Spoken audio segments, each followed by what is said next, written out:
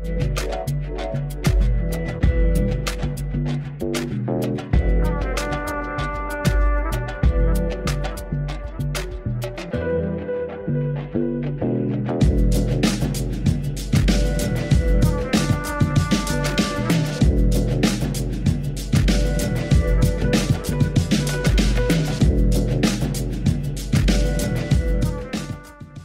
to Princeton TV. We have with us today historian of religion, Professor Jeffrey Kripal is joining us from Rice University. Again, he's an old guest, of course, of Princeton TV, so we'll welcome him anytime. So, Jeffrey, tell me what's happening over there at Rice these days. Well, it's December. We're just ending a semester here. It's very icy and cold here in Princeton. No, it's very nice and warm here. It's Houston after all. It's not Princeton. Yeah. Excellent. So tell me about your piece. Let's start off there in the book Psychoanalysis, Culture and Religion, Essays for in honor of Sudhir Kakar. You have a piece that compares Sudhir's work to Huxley. Right. Okay. Right. Talk about that. Yeah, well, Aldous Huxley is a writer that I've known about for decades, but has really sort of risen in my personal pantheon over the years. He was experimenting with ideas and methods back in the 50s and early 60s that I think we've yet to come to now. Mm-hmm. And he's also was an intellectual who expressed his ideas primarily through essays and novels. And Sudhir's work over the years has increasingly gravitated toward those genres as well. Mm-hmm. And so I was just trying to write an essay that could throw some light on Sudhir's as a whole. Mm-hmm. And of course Huxley was deeply fascinated by Indian philosophy and Indian ideas about mind and consciousness. And was he a Vedantic at the end? No, he was not a Vedantic at the end. He was a Vedantic early on in the 40s. Okay. But as he aged, he actually landed on a clear sort of tantric worldview, which is expressed in his last novel called Island, mm-hmm. Which is, of course, the subject of my essay for you. Correct, yes. So talk about the island metaphor or analogy, and how does that relate to Kakar and Huxley at the same time? Well, Huxley had envisioned this island called Pala.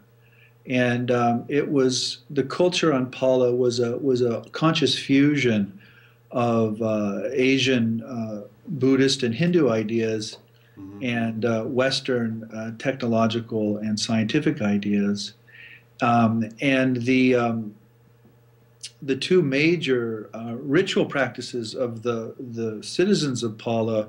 One was a kind of ritual sex, a kind of he actually used the word maituna to describe it, mm-hmm. And this was used as a kind of birth control method, but also as a way of cultivating intensely pleasurable spiritual experiences. Mm-hmm. And the other was the ingestion of psychedelic mushrooms. Mm-hmm. And so these were the two real fascinations of Huxley in the late 50s, early 60s as he was writing this novel, and he really put everything in Island that he most deeply felt at the very end of his life. And then he passed away in November of 63. Mm-hmm. So the essay is called An Island in Mind. The point that you make in the essay is, of course, that Kakar has kind of worked on same kind of terrain psychologically, but he hasn't done psychedelics, of course, as far as you can tell.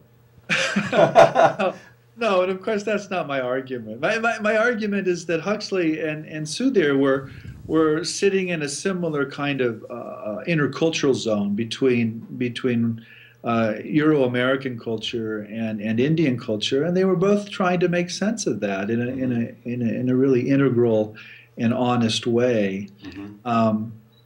Not that they came to the same conclusions. I'm not suggesting that at all. Right. So in the opening of the piece, you talk about this neuro theology of the mind. Very interesting concept. So can you enlighten us on that? Well, Huxley was one of the first individuals, as far as I can tell, to sort of conceive this notion of a neurotheology. And what he meant by that expression was that you could construct a theology or a philosophy of mind that sees the brain as a kind of transmitter or filter of consciousness, but not its producer. Mm-hmm. So he called the ultimate nature of consciousness mind at large. And Huxley believed that it existed prior to any body or brain that picks it up and shapes it into an ego or a personality, as in Dinesh or Jeff. Mm-hmm. And so we're all, in effect, islands in mind. Our egos are popping out of this ocean of consciousness and mind that mm-hmm. that is much greater than any one of us, of course, and that what neurotheology could do would be create a system in which we could map all the intricacies of brain and neuron and cultural context and language and ego and all these other things we're so good at. But it could also take seriously the idea that something might be beaming in or beaming through us. And so that's what Huxley meant, and that's essentially my position, at 51 or wherever I am now. Okay, fantastic. So connect this to now psychoanalysis and how it tries to, as we were talking earlier, how it tries to get at the substratum of consciousness or unconscious or subconscious or collective. Consciousness. Right. Well, this is clearly not Freudian psychoanalysis. I mean, mm-hmm. It's related in the sense that it assumes that much of human behavior and motivation is driven by unconscious dynamics that are not available to the ego or to awareness, mm-hmm. but it essentially extends the unconscious into a kind of mystical realm and sees it as the ground of existence, as it were. Mm-hmm. So it's not Freud, right?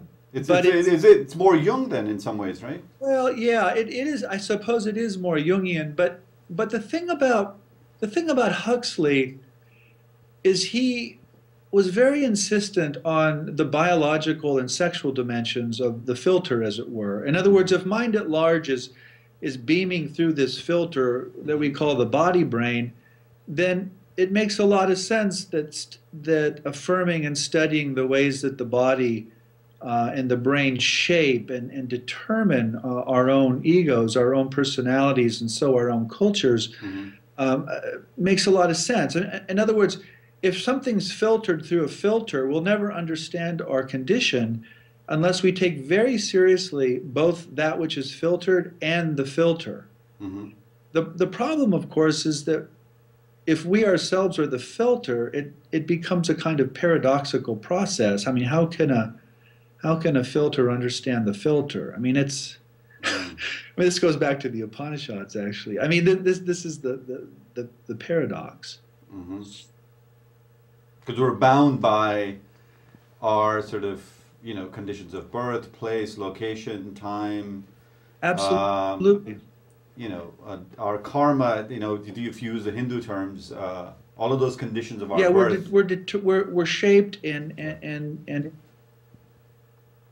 Yes, go ahead. Right.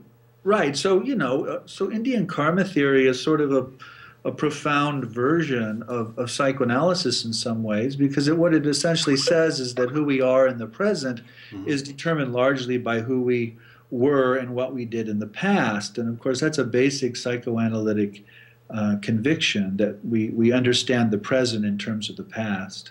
Now, earlier you were saying you came to religion or the study of history of religion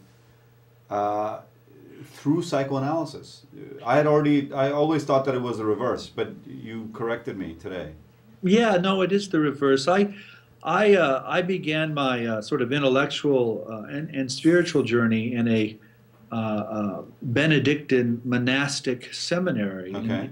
in the American Midwest. I was studying to be a monk, and I was being taught by monks. And you said you were anorexic at the time. Right, I was deeply anorexic. I was essentially dying. I got down to about 127 pounds at one point. What were you trying to do by doing that? I'm just curious. Well, this is where psychoanalysis comes in.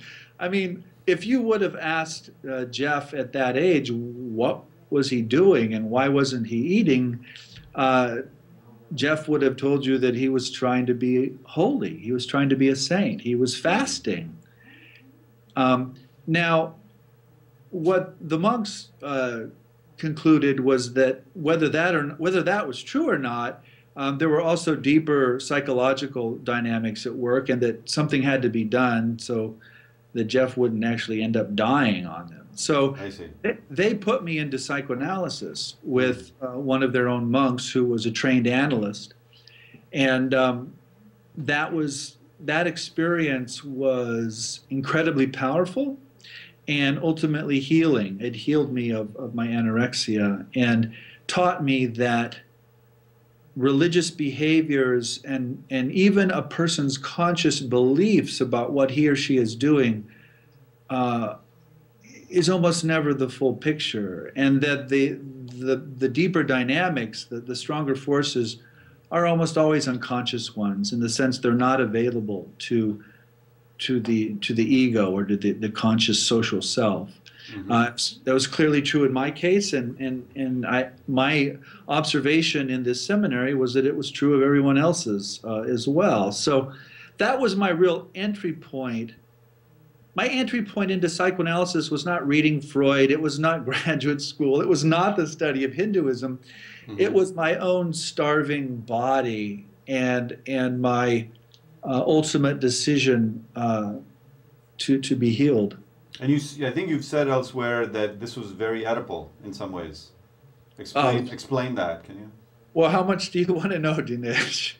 Well, without kind of going into too much detail, but why was it Oedipal? What was the conflict, I guess, at the heart of this starving body? What is it that you were trying to starve?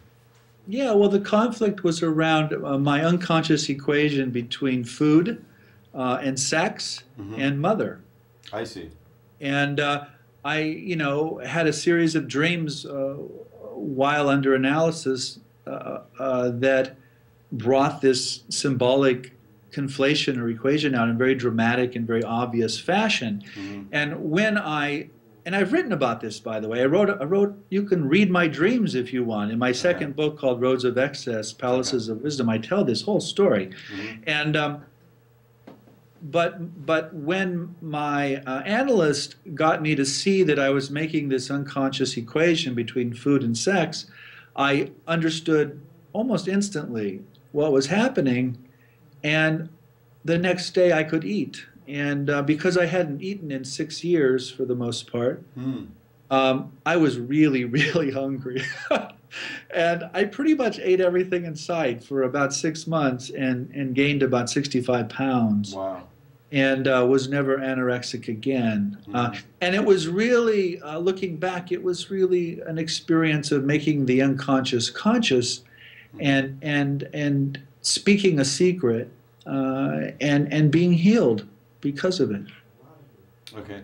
Fascinating. So it was your own journey that really, in this sort of Benedictine monkhood phase. I'm just curious, how old were you when this happened? Well, I was 18 to 22. It was college. This was my undergraduate experience. I was living in an all-male seminary, so there was about 80 or 90 of us, and I entered at 18 and I graduated at 22. Wow! So it was almost like a rite of passage. No, not just remove the almost. Almost. It was a rite of passage. Okay, so then what happens after that? You go into study of religion.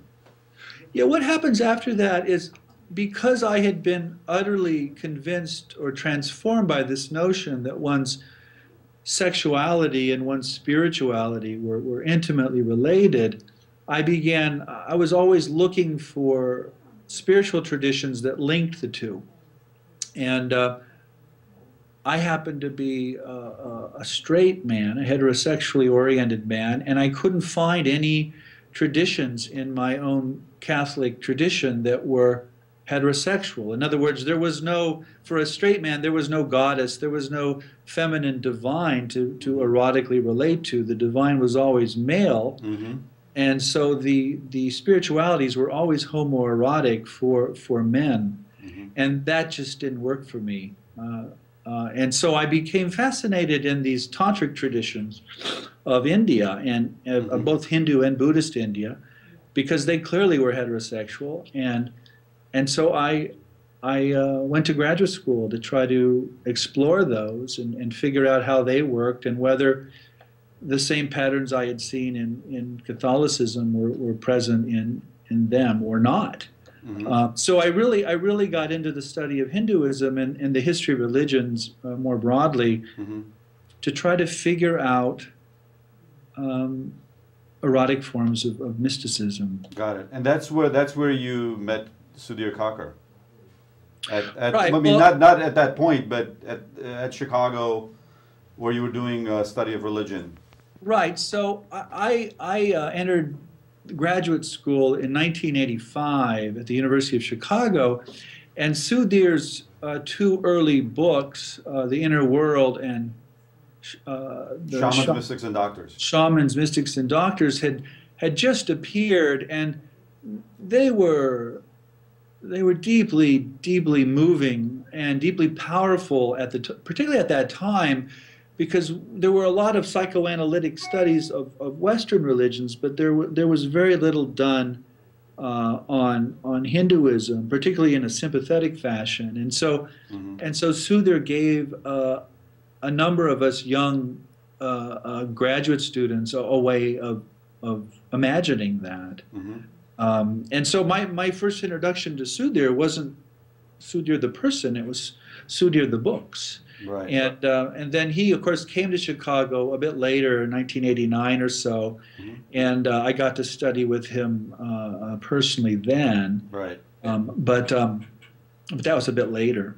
Right. So 89, 90, and 91, I think he was visiting Divinity School and Human Development, which is kind of where I met you in the seminar on ecstatic mysticism. Yeah, that was the spring of 91, I think, right? Yeah. Or something there. Right. Yeah, and then I graduated in 93 and left Chicago in 93, and then went on from there. So, and then I've interacted with Sudhir really through my whole career, Right. both in his work and in person. Right. So then, of course, from your doctoral work, you wrote this best-selling, almost a milestone book in Indian studies, Colleys Child, right? That's what came out of that work, right? Right. That was essentially my dissertation. It was that was a huge seller. I mean, it generated a lot of controversy, but it won many awards. Well, yeah, it wasn't a huge seller. I mean, maybe if you're an academic and you're thinking in academic terms, but yeah. But it never really sold. No, I mean like in academic terms, of course. Yeah. No, it made a lot of it got a lot of people's attention. It got reviewed very positively, and it got reviewed, of course, very negatively. Mm-hmm. And it generated a couple band movements in India in spring of '96 and the spring of 2000. And it really, those experiences really came to shape me and to, in some sense, radicalize me as an intellectual, and really informed all of the later books in some sort of indirect way. There's 6 books after that. So, I mean, that was really just my dissertation. It wasn't my magnum opus. It was simply one exercise in applying these ideas about male sexual orientation. Okay, so I don't know if you want to talk about kind of the pains involved with that, but I just, maybe you want to, I don't know. Well, no, I never want to talk about it. People want me to talk about it. I'm happy to do that. But no, it was a very, there was about 6 years there from about 1996 to 2002 in which I was really essentially the bullseye and a target of a lot of hate campaigns and a lot of censorship. Mm-hmm. And that was a very complicated issue. Some of the criticisms were on target, and most of them weren't. Most of them were completely off target. Mm-hmm. It was the case of there being this little shred of truth that was then blown up into this tremendous thing that really didn't exist. So what was the controversy again? What was the kernel of the thing? Can you Well, describe I think what the controversy was really about was two things. One was my insistence that the saints' spiritual experiences were also sexual experiences, that you couldn't separate the two, for which I used both tantric and psychoanalytic ideas to explore that. And the other one was that saint sexuality was primarily homoerotic. But you're talking specifically about two. Ramakrishna in this case, right? The Bengali saint. This is Ramakrishna. So it was both that sort of tantric thesis about the fusion of sexuality and spirituality, mm-hmm. and the homoerotic structure of his mysticism that were really the generators of the controversy. Mm-hmm. Got it. Yeah. Right, and then that created a lot of heat, and then a lot of light, maybe some light. We're not sure. So we're still trying to reassess, the impact of psychoanalysis on the culture at large in India, and specifically on Hinduism. So how would you say that's expanded the debate, or changed the debate in some significant ways? You mean the Colleys Child stuff? Yeah, the Colleys Child, and of course, there've been other books too, right, that have come since then, and the Wendy's kind of children, as some have called it, right, who've pushed for this particular sort of type of interpretation. Right. Well, it's hard to know what this all means in the big picture historically, because we're still, mm-hmm. None of us live in that big picture. But I think, my hope would be that in 10 or 20 years, looking back on it, we would see these controversies as just really kind of very understandable points in a conversation that will get much more back and forth. Mm-hmm. I certainly never intended the book to be perceived the way it's been perceived. To me, it's a deeply sympathetic, even ecstatic book about an astonishing Hindu mystic. And none of the observations about his homoeroticism or his sexuality were negative for me. They simply were honest observations that I still observe. I still feel the same way. One sees what one sees, and one either speaks that or one doesn't speak that. So I think we have to decide as a human community what we're going to talk about and what we're not going to talk about. And in general, though, my sense is that the more we talk about, the more healing that will take place. Mm-hmm.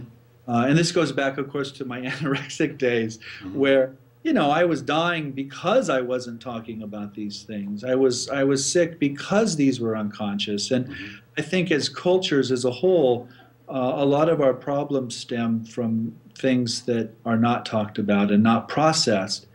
And once we talk about them and process them, that can be very painful. That can create a lot of heat, as you say. Mm-hmm. But ultimately, it also produces a lot of light. And so I see the conversation, in which Sudhir is a much more major voice. Sudhir has shaped this conversation probably more than anyone mm-hmm. on the planet. And I think that conversation is profoundly healing and profoundly positive in the long run. Mm-hmm. Maybe not maybe in this or that short run, right? But in the long run. So your work obviously has diversified from that point. You've gone in several directions.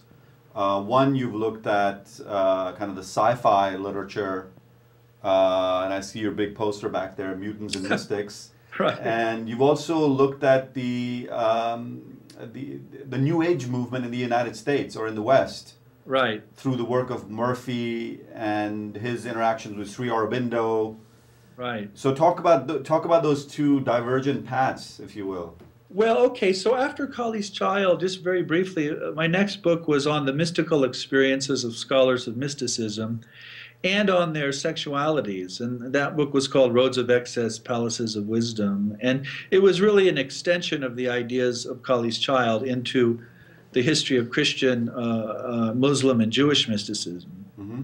And so basically, I think this is the point you were making earlier, that this method that we're applying to Hindu studies or Indian studies has been applied to other major faiths and religions, extensively. Well, yeah, and not just extensively. I mean, for every psychoanalytic study of Hinduism, there's 100 of Christianity or Judaism. Right. I mean, this is something that's done everywhere, and it's just part of the water that intellectuals swim in, and it's how we think. So the Hindutva backlash, if you will, that we see in India, is hopefully a kind of a tempest in a teapot. Well, we hope so. I mean, Yeah. but the same sorts of backlashes were leveled against Freud, and were leveled against scholars of the Bible, and were leveled against scholars of Judaism. I mean, this is an old story. So, we see it happen over and over again, but eventually, again, it all evens out, and these ideas get integrated into the culture, and they become, again, positive things, not negative things. Mm-hmm. So sometime after that, I became interested really in how the American counterculture had received Asian religions, Mm-hmm. What they had picked up and celebrated, and what they ignored or didn't pick up. And that book became a book called Esalen, America and the Religion of No Religion. Right. And in that book, I really sort of explore this idea that I call the Tantric Transmission, Mm-hmm. which is basically the idea that in the first half of the 20th century, American intellectuals and seekers are most attracted to what I'd call ascetic or idealistic Asian worldviews, like Theravada Buddhism or Advaita Vedanta. Mm-hmm. But around 1950, that flips dramatically, and with the beat poets and Alan Watts, and then the counterculture explodes in the 60s. And now American seekers and intellectuals like Huxley, like Watts, are attracted to the Tantric traditions. They're attracted to Tibetan Buddhism, or they're attracted to Taoism, or they're attracted to Kundalini Yoga, or Kashmir Shaivism, or whatever it is. There's this profound flip in American culture from the ascetic to the erotic, as it were. Mm-hmm. And it's the counterculture that really inspires and produces a whole new generation of both Euro-American seekers, but also of people who will eventually become scholars. Mm-hmm. Mm-hmm. So, the field I entered in the 1980s was dominated by intellectuals who had come into the study of Hinduism or Buddhism through the counterculture. And I continue to think that it's the counterculture that's the real driving force, the real juice, as it were, of Mm-hmm. the study of Asian religions and the study of comparative religion in general, Mm-hmm. At least in the States and probably also in Europe. Mm-hmm. And so that was sort of the premise of that middle work. Fantastic. Yeah, and then my most recent work has been on the paranormal, both in intellectual history but also in popular culture. Right, sci-fi as well as kind of the psychic study of psychic phenomena and the UFOs and whatnot, right? Right, and this Sudhir and I co-edited a volume called Seriously Strange on trying to rethink paranormal phenomena throughout human history, and so that's my latest. And the UFO, of course, is the kind of the unidentified foreign object, which is this growing literature, right, that the CIA and others keep collecting on. And well, the UFO is the unidentified flying object that has of course, a long history in American culture, but is now also a global phenomenon. I mean, that's a whole nother conversation if you want to have that one. All right, fantastic. Well, we're kind of out of time. So, but I think what you're saying is that this countercultural movement in Europe and the U.S.